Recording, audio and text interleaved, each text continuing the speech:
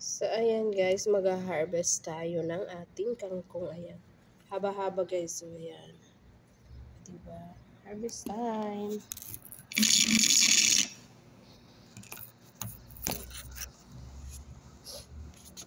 Sabayan nyo ako mag-harvest. Ayan.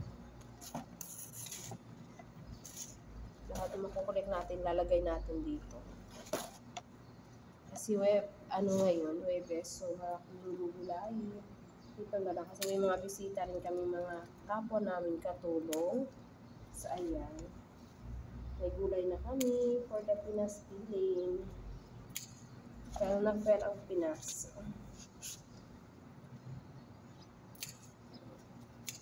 Fresh na fresh.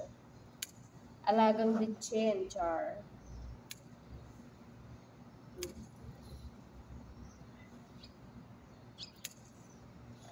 Kaya kayo mga kapwa ko, FW, kung may space naman kayo at pwede kayo magtanim ng gulay nyo, na hindi nyo na kailangan yung mahihiya kayo sa amin, magpabili, ayan, magtanim kayo. Kasi ayan kami din, nahiya kami magsabi lagi. So kami nang nag-adjust, magtatanim kami. Ang ganda. Every week kami or 2 weeks, may free kangkong.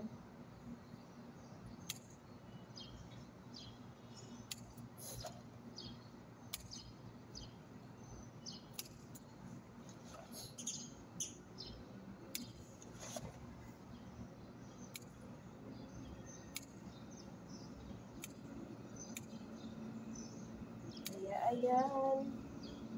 Sulit-sulit. Ang tataba.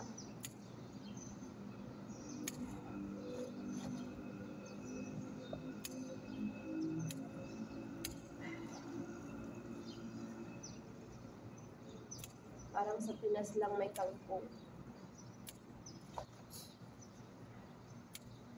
So, ayan.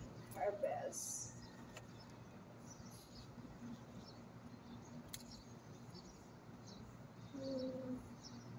Tanggalin ko yung ano niya para pantay-pantay siya. Ayan.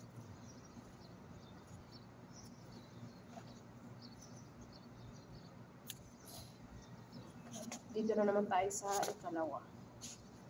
4 na patoy, 2 itong maliit. Ito is 2 malaki.